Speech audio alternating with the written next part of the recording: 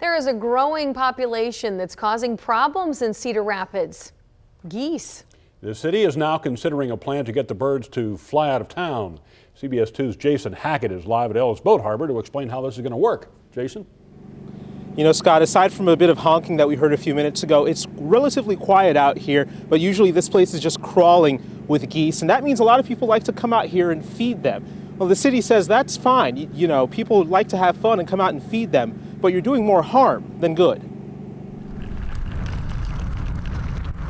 Afternoon bird watching is nothing new for Ashley Wyckoff. My son especially, he likes to look at the geese. But she says a casual walk down by the Cedar River can quickly turn into a half marathon. You know, sometimes they do chase you, and it can get rather annoying. Here, runners and bikers face the gaggle of geese daily.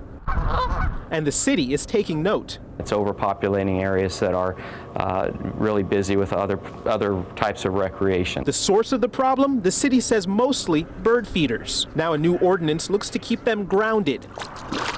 One of the measures that is promoted by the Iowa DNR is to restrict feeding on public lands, and that's what we're looking at. If this ordinance passes, feeding these guys bread will cost you bread, with fines of up to $300. It's just a way to give a little bit of teeth to the ordinance. Gibbons says it will deter feeders who don't understand the harm they're causing. It also holds the geese in one location for longer, and bread and other things are actually detrimental to the health of geese. Wyckoff says she prefers the ordinance have bite rather than the geese. One has bit me before. She says she's in favor of it. I think that's a good idea, yeah.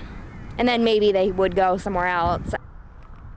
Now here's a rundown of those fees. The first offense would be $75, the second offense $150, and that third offense, that would cost you about $300. Now, the ordinance hasn't taken flight yet. It still has to go through the city council, but it should be official by the end of spring. We're covering the corridor here in Cedar Rapids. Jason Hackett, CBS 2 News.